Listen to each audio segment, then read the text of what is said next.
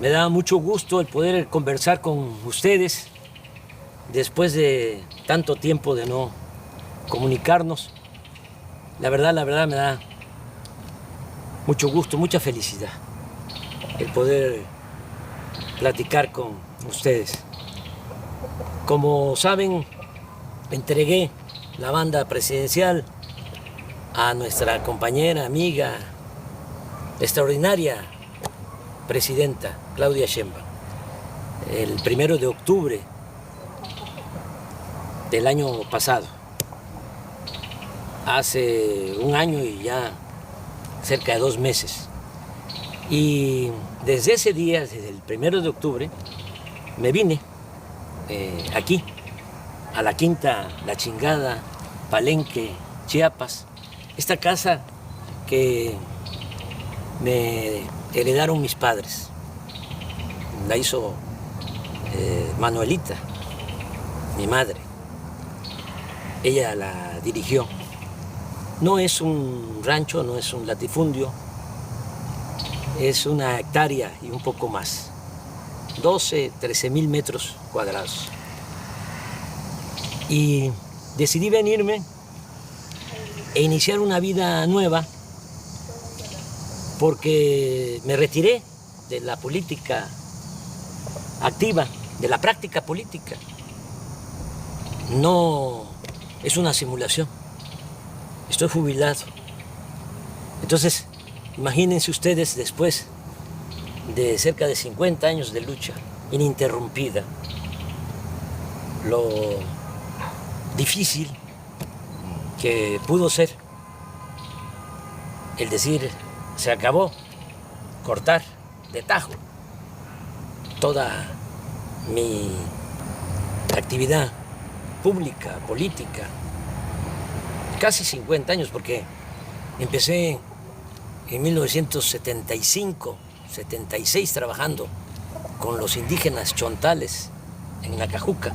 Luego en 1977 fui director del Instituto Nacional Indigenista en Tabasco. Ahí aprendí a trabajar para la gente humilde, para la gente pobre. Tan es así que en mi expediente en gobernación, en 1979, hay un reporte del temible policía Nazar Haro acusándome que era yo comunista, porque estaba defendiendo, apoyando, trabajando por los pobres. Así comencé y así terminé, porque concluí mi mandato como presidente y logré, junto con millones de mexicanos, ustedes y muchos, algunos ya se nos adelantaron, pero logramos el inicio de una transformación. Llevamos a la práctica el ideal de que por el bien de todos, primero los pobres. ¿Cómo no voy a estar contento? ¿Cómo no voy a estar feliz? Yo siempre he sostenido que la felicidad se obtiene cuando uno trabaja, lucha, procura la felicidad del prójimo. Entonces es cuando ya tenemos bienestar espiritual, bienestar del alma, felicidad. En el gobierno que dirigí, en 6 años, a pesar de la pandemia, con todos los daños, con toda la tristeza que nos dejó esa pandemia de COVID, 2 años muy difíciles, por el dolor y también porque se nos cayó la economía. Bueno, a pesar de eso, en el tiempo que estuve en la presidencia, salieron de la pobreza 13,400,000 mexicanos. Lo voy a repetir, 13,400,000 mexicanos. Nunca se había hecho eso, nunca, en un sexenio. Es un gran orgullo Cuando llegué a la presidencia, el 42% de los mexicanos estaban en la pobreza, 42% de toda la población. Cuando dejé la presidencia, ya había bajado, la pobreza se había reducido al 29%. Y hay otros datos.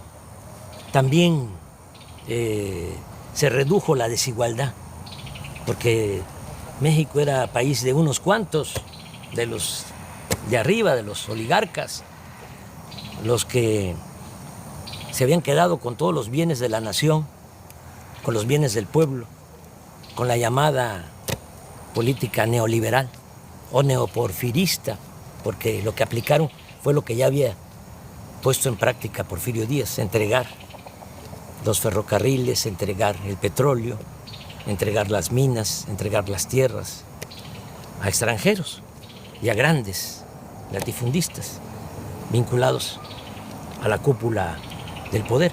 Pues eso es el llamado neoliberalismo.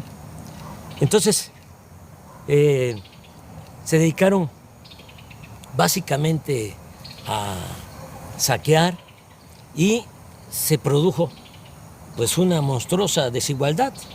En la época de Salinas, cuando hay más multimillonarios en México, ocupamos el 4º lugar en multimillonarios en el mundo, en el sexenio de Salinas. 4º lugar. Primero Estados Unidos, luego Alemania, luego Japón y luego México. Pero millones de pobres. Una injusta, monstruosa, reprobable desigualdad. Bueno, todavía con Calderón, para que tengan una idea, el sector de arriba, de los más ricos, dicen los técnicos, el decil de los que tienen más ingresos. Un rico tenía en la época de Calderón 35 veces más que un pobre del decil, del sector de abajo. 35 veces más. Cuando dejé el gobierno, ya se había reducido la desigualdad a 16%. El rico tenía solo 16% más que el pobre en nuestro país. Y hay otros datos. En el tiempo que fui presidente, los ricos que no les fue mal obtuvieron ingresos a pesar de la pandemia, obtuvieron ingresos del 4%, es decir, incrementaron sus ingresos en 4%, los ricos. Las clases medias en 20%, pero los pobres 35% incrementaron sus ingresos. Le estoy hablando de cifras de datos oficiales que ustedes pueden constatar. Son datos, son cifras del INEGI y del Banco Mundial. Bueno, por eso estoy pues, muy feliz. Imagínense cerrar un ciclo así, logrando ese ideal que se convirtió en realidad. Por eso decidí ya retirarme, no sentirme insustituible, porque ese es el otro problema, actuar como cacique, caudillo, jefe máximo, poder tras el trono. No.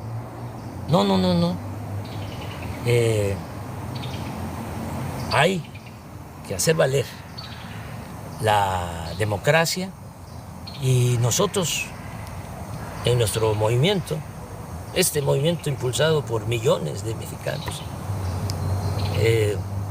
pues tuvimos la enorme dicha de que quien me sustituye en la presidencia es una mujer excepcional y continúa la transformación. Bueno, les decía yo que no era fácil, ¿no? Es decir, hasta aquí y me voy a dedicar a otra cosa. Pensé a qué dedicarme y decidí dedicarme a hacer teoría, a escribir. Siempre he sostenido que la política es pensamiento y es acción. Yo sí, desde luego, que pensaba y tengo ideales, tengo principios, que eso es lo que me mueve, pero fundamentalmente fui un hombre de acción en mi quehacer público, político. Y ahora estoy escribiendo, estoy haciendo teoría. Es teoría y práctica la política. Pues ahora no estoy en la praxis, no estoy en la práctica, estoy en la teoría. ¿Haciendo qué? Bueno, pues fundamentando lo que hicimos. ¿Cómo le llamamos a lo que se está aplicando en México? Ya sabemos que existe el neoliberalismo, decían que no había de otra, claro que sí hay de otra. El neoliberalismo es el robo descarado, es el gobierno de una minoría, es el gobierno al servicio de un comité de potentados. Eso era el gobierno antes del inicio de la Cuarta Transformación en nuestro país. El pueblo no les importaba. Pero, ¿qué fue lo que nosotros hicimos y cómo lo vamos a conocer? ¿Cómo se va a llamar? ¿Cómo se bautiza? Entonces yo he propuesto que sea humanismo mexicano. Y el humanismo mexicano tiene dos pilares. Uno es el cultural, la grandeza cultural de México.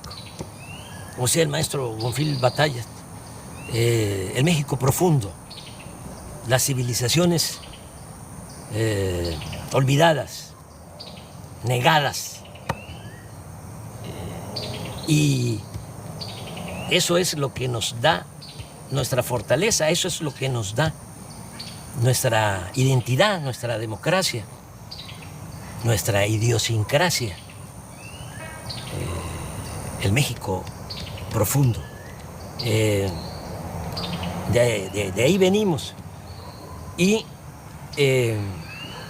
quise trabajar sobre la historia cultural de México, porque la historia que nos han contado desde hace siglos es una historia falsa, simulada. Y el otro pilar del humanismo mexicano, pues es la fecunda historia política. Ese es el siguiente trabajo. Ya les presento el primero, el que tiene que ver con la grandeza cultural de México. Así se llama, grandeza. El que viene para el año próximo se va a llamar gloria, porque es grandeza y gloria. Repito, la grandeza es la historia de nuestras culturas, de nuestras civilizaciones, para desmontar, para echar abajo la historia que crearon, que inventaron los conquistadores, los invasores, y se ha mantenido durante las épocas del dominio de las oligarquías. Pero aquí se cuenta otra historia. Y este libro de la editorial Planeta, pues ya va a estar en librería. Es el trabajo, es una investigación de más de un año y un mes, trabajando, porque les hablaba yo de mi nueva rutina. ¿Qué hago aquí? Bueno, me levanto temprano, como siempre, camino aquí hay un sendero entre los árboles, son 450 metros, doy 10, 12 vueltas, 5 kilómetros, muy temprano, me baño, luego desayuno, hay una señora Morbi que es la que me ayuda, me hace los alimentos, la comida, la limpieza de la casa, porque Beatriz está en México, viene, yo voy, he ido como 5 veces, claro, de manera muy discreta, para evitar los escándalos. Y se quedó allá porque ya Jesús, Ernesto, entró a la universidad y pues tiene que estar ahí, pendiente. Ya ustedes saben cómo somos en México, cómo son nuestras familias. Aunque Jesús ya tiene 18 años, pues ahí está con la mamá, es hijo único. Yo tengo 3 hijos mayores de mi finada esposa Rocío y Jesús con Beatriz. Y claro, nos hablamos todos los días. Bueno, después de que desayuno, como a las 9, me encierro en el despacho a escribir. Me levanto a las 12, me tomo mi pozol, camino un poquito aquí en el corredor de la casa, me vuelvo a sentar hasta las 2, como y sí doy una vuelta a todo el sendero después de la comida, veo un poco las noticias, tengo un teléfono de esos muy sencillos y como no son pues muy caritativos, no encuentro la palabra, el término, los dueños de los medios de comunicación, sobre todo los de la telefonía, y pues el mío es de recarga, ahí me salen noticias, claro, con 1 día, 2 días de retraso, pero no quiero más, no quiero saber más. Ya conozco bastante a nuestros adversarios, son pues muy obvios. Es muy difícil encontrar información. Todo es pura manipulación porque los que se sentían dueños de México están molestos. Y entonces tienen también control de la mayoría de los medios. El 90% de los medios de información, que son medios de manipulación, periódicos, radio, televisión y hasta las benditas redes sociales. Pero hay un 10% de periódicos, de radio, en redes sociales, que sí hay información. Bueno, veo un poco lo que está pasando en el país y me vuelvo a sentar, vuelvo al despacho a escribir hasta las 7, 8 de la noche. Me acuesto temprano. Esa es mi rutina y pues voy a continuar así. Estoy presentando el libro de esta manera porque no puedo ir a presentarlo a México, a las plazas públicas. Me gustaría mucho, pero ¿saben qué? Ya me retiré de la actividad política. No hay que hacerle sombra a nuestra presidenta. Ella es la que conduce y lo está haciendo muy bien. No hay que dividirnos, hay que estar muy juntos, unidos. Aquí está la lección de cómo se crearon grandes civilizaciones en México. Esta civilización, la gran cultura olmeca, cultura madre, que floreció 1000 años antes de Cristo y nos dejó la invención del calendario, del cero, de la escritura, y estas piezas, cabezas colosales de basalto, imagínense la organización que tenían, la organización social, política, que estas piezas son de 25 toneladas aproximadamente, basalto. Y el basalto lo trasladaban desde la Sierra de los Tuxtla, en Veracruz. Cómo lo trasladaban en balsas por el mar y lo metían por el río Coatzacoalcos, porque la primera ciudad olmeca fue San Lorenzo, ahora es el municipio de Texistepec,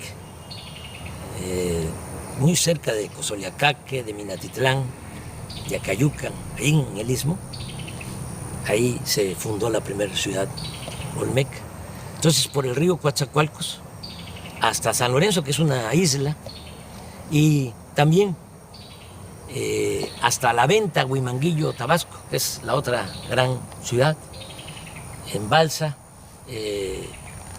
Todos estos fragmentos de piedra para que los artistas olmecas esculpieran, hicieran estas grandes cabezas colosales, y también un arte fino, porque hasta lo pequeño es hermoso en las grandes civilizaciones que florecieron en nuestro país.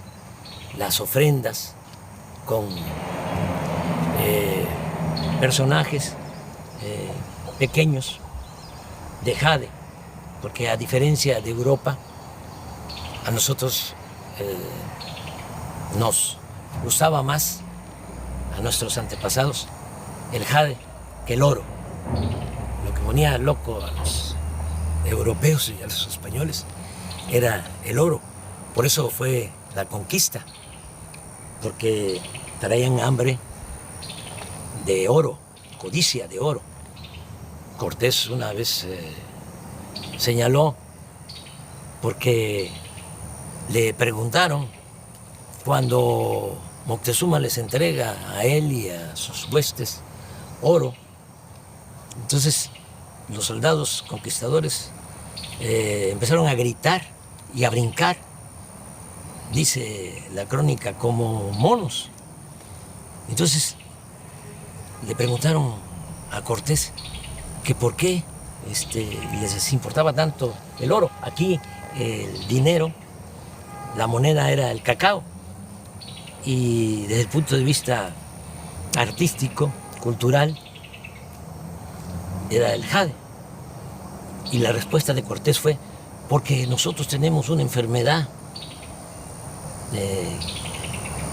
del corazón que solamente se cura con el oro. Entonces, era otra cosa. En el México prehispánico no había esa codicia, no había esclavitud, la tierra era comunal y había mucha, pero mucha fraternidad, lo que se conoce como solidaridad. En la familia, familias integradas, solidarias, fraternas, hasta la fecha, pues es todo lo que heredamos.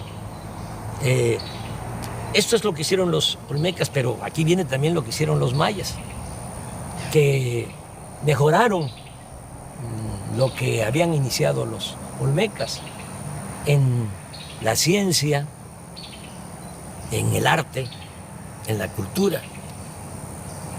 Van ustedes a Palenque y van a encontrar el Templo de las Inscripciones, que se hizo para sepultar a Pacal, el principal de Palenque. Como ya se pueden descifrar los jeroglíficos, ya se sabe que ese personaje se llamaba Pacal, pero imagínense, hacerle un gran monumento, una pirámide. Primero la tumba, con una lápida bellísima, y después de la tumba, el templo de las inscripciones, monumental. Vean eso y vean también en Palenque cómo desviaron un arroyo para meter agua, un acueducto embovedado por en medio de la ciudad. Y volteen a ver el palacio de la zona arqueológica y van a ver cómo están los techos, las bóvedas, con arco falso, porque no había fierro para hacer las estructuras, las cimbras, sino era la matemática, las piedras que iban uniéndose poco a poco en equilibrio hasta que se cerraban. Esa era la arquitectura. Estamos hablando de lo mejor del mundo en esa época. Los mayas en el periodo clásico logran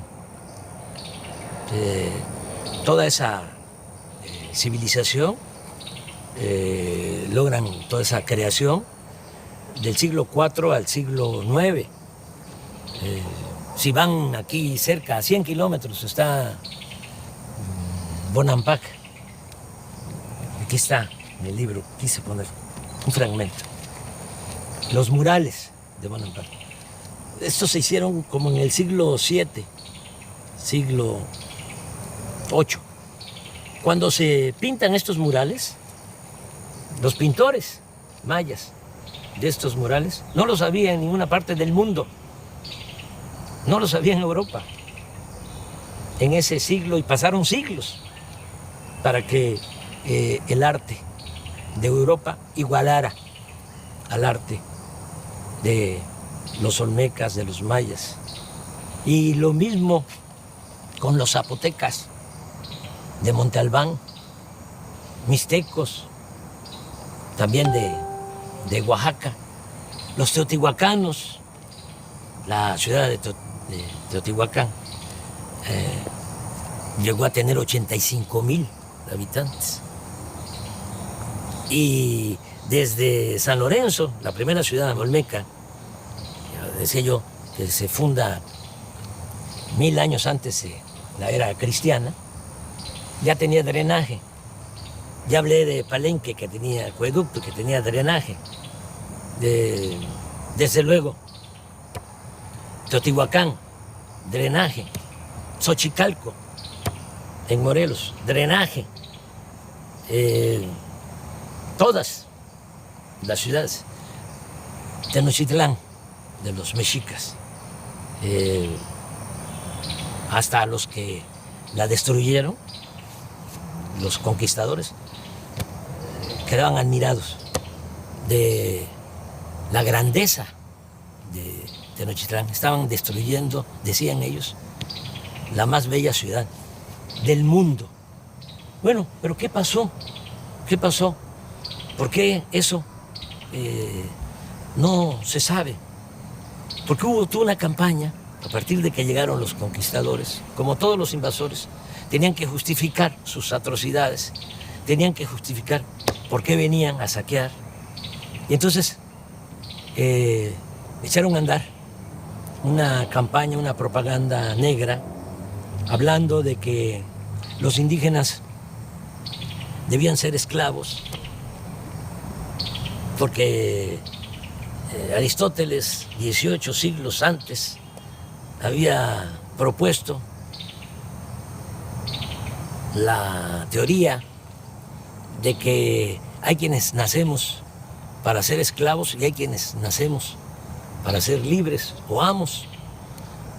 Y los humanistas de ese entonces de España, humanistas entre comillas, con ese argumento sostenían que los indígenas tenían que ser esclavos, que no tenían alma, que eran como animales y que además ellos venían a civilizarnos.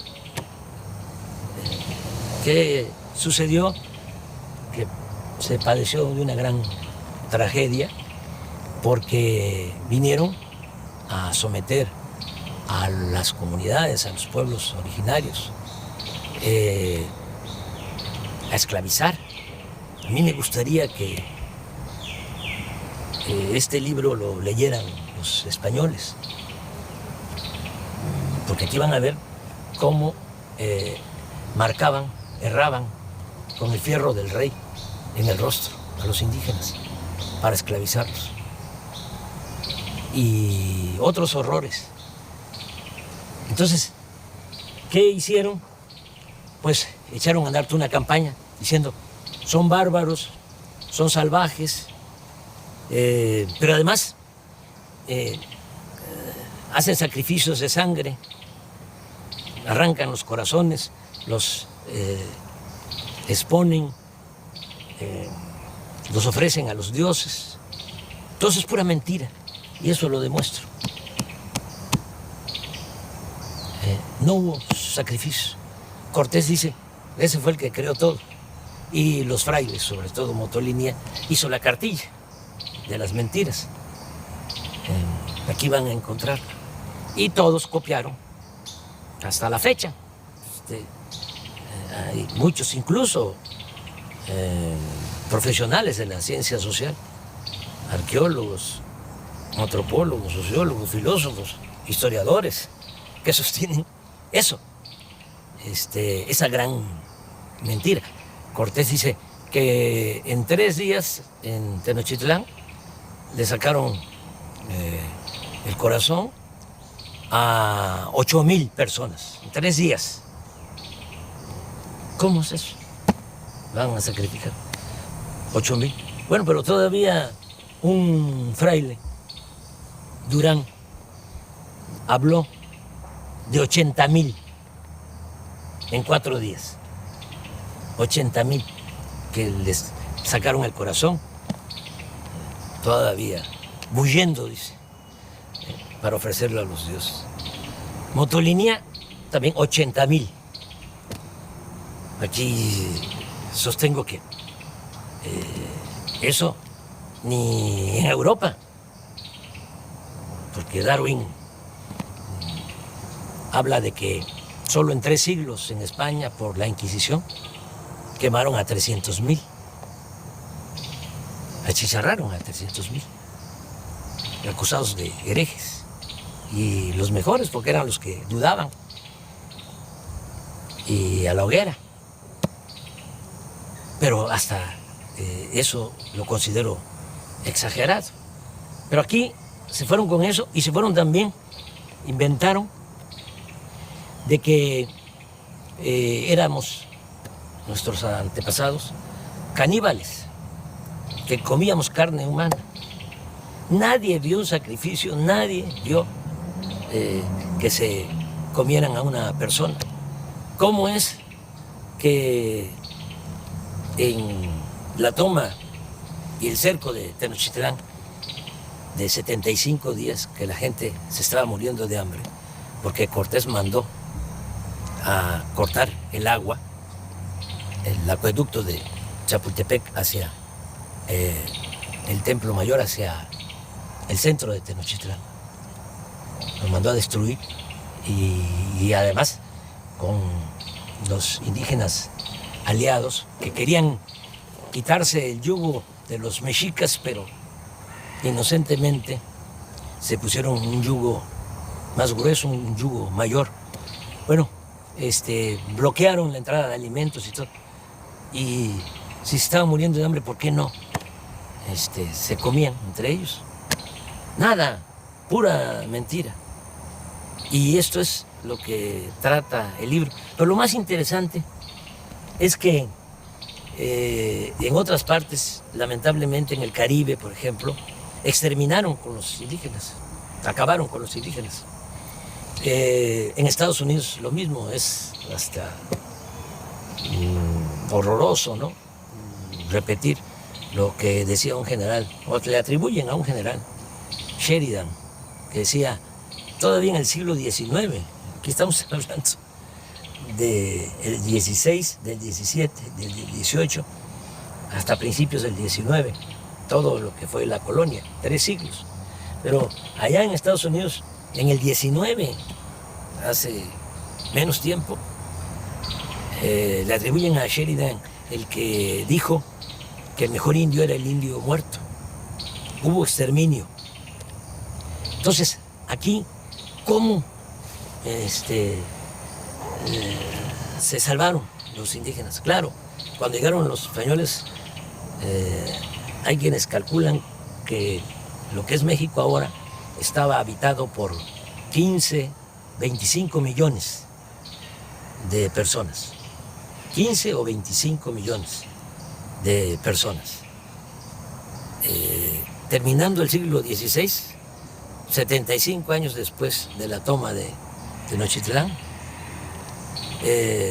la población de México era ya de 2 millones, porque nos trajeron también la viruela y se diezmó la población. Se redujo la población a un 10%. Una gran crisis demográfica. Y encima de eso, la explotación, la esclavitud. Entonces, ¿por qué se salvan los indígenas mexicanos? Porque muchos, incluso los mismos frailes, que vinieron a la conquista espiritual, decían que iba a desaparecer la cultura o las culturas indígenas, que iban a desaparecer. Nadie creía que iban a sobrevivir los indígenas. Bueno, pues resistieron. ¿Cómo resistieron? Porque por el amor a la libertad, se fueron a los montes, a las montañas, a la sierra, a las islas, a los pantanos, a las zonas de refugio, y se llevaron a cuesta sus costumbres, sus tradiciones. Los nayaritas, los coras, por ejemplo, que eran dueños de todo el valle, de la parte de la costa, se subieron a la sierra. Allá están, coras, huicholes, pero hasta allá los perseguían para esclavizarlos, pero resistieron, y gracias a eso es que nos dejaron este legado cultural, nuestra identidad como mexicanos, que es lo que nos ha protegido siempre. Nos caemos y nos levantamos.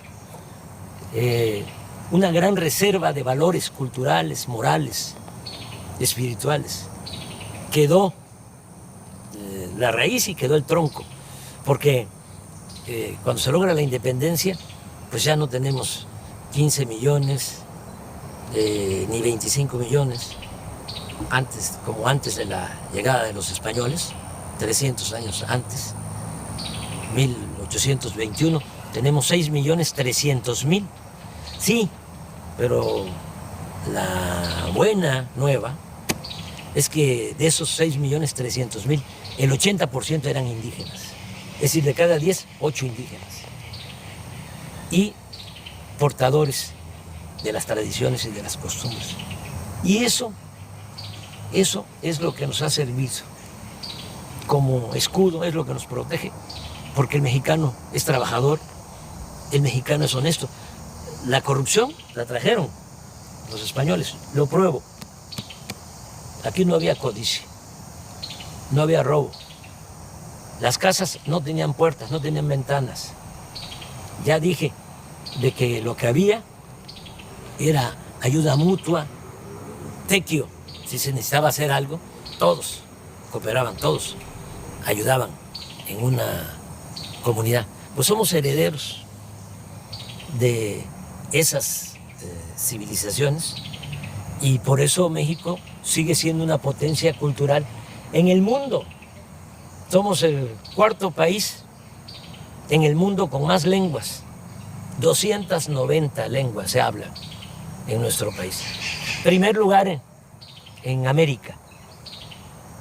Todo esto lo van a encontrar aquí para sentirnos orgullosos, porque con toda la campaña de difamación se desató el racismo. Y todavía, ¿no? Se escucha indio patarrajada, indita, naco, cuando deberíamos estar orgullosos de nuestro pasado. Sobre esto trata el libro y muchas otras cosas. Les va a gustar, estoy seguro. Les va a llevar tiempo, porque sí, por más que quise resumirlo, el original eran 1000 cuartillas, el libro tiene 600 y es una investigación. Y tengo que fundamentar todo lo que aquí sostengo. Entonces, se los recomiendo y, como les decía, ya para el año próximo viene Gloria, que es la historia política desde la independencia hasta la transformación. Ya para concluir, porque se nos está haciendo tarde, ya va a entrar la noche, comentarles que hay que estar apoyando mucho a la presidenta. Es la mejor presidenta del mundo. Tenemos esa enorme dicha. Vean cómo son los presidentes, los jefes de Estado en otros países y comparen. Además, fiel al pueblo, fiel a los principios de la transformación, sosteniendo que solo el pueblo puede salvar al pueblo.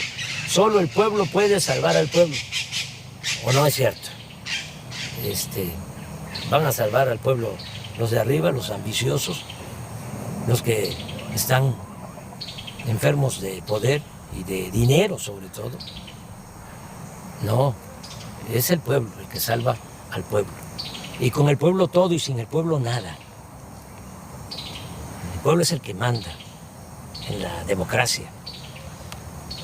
Y por el bien de todos,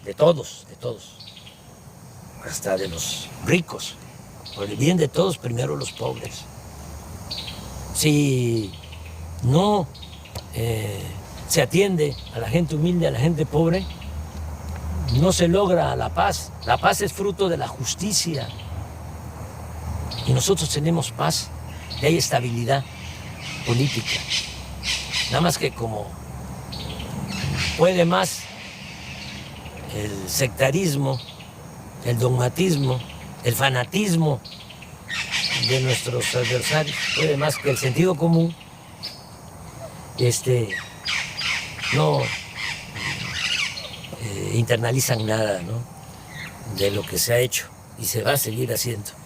Y hay que apoyar mucho a la presidenta, porque todavía es temporada de sopilotes. Y hay buitres, y hay halcones. Aquí no, aquí hay pajaritos, mire. Y al rato vienen las guacamayas, y vienen tropas de monos, de zaraguatos. Esta es mi vida, pero regresando, apoyar mucho a la presidenta. Yo no voy a recorrer el país, les comentaba, para presentar el libro, porque voy a seguir retirado, jubilado.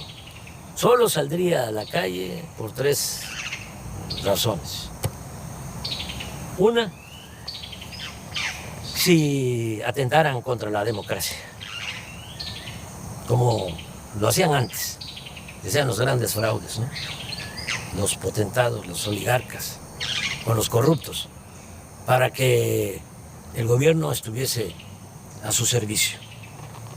Y eso ya no se puede permitir, de ninguna manera, porque para el pobre tiene un significado distinto la democracia. Para el pobre la democracia es la sobrevivencia, es poder mantener a la familia, tener ingresos para garantizar la salud, el estudio de los hijos. Para el que tiene recursos puede ser un deber cívico y no pasa nada. Por eso hay quienes votan por los candidatos o candidatas más guapas o más guapos. Pero para el pobre es su sobrevivencia. Les estoy diciendo que es la mejor presidenta del mundo, Claudia Sheinbaum, y un conservador, seguramente ahorita si ve esto que estoy diciendo, escucha esto que estoy expresando, diría no. El mejor presidente del mundo es el de la mano dura, una mezcla de Franco con Pinochet, con Díaz Ordaz, con Salinas, que convierta al país en una cárcel. Ese es el que necesitamos.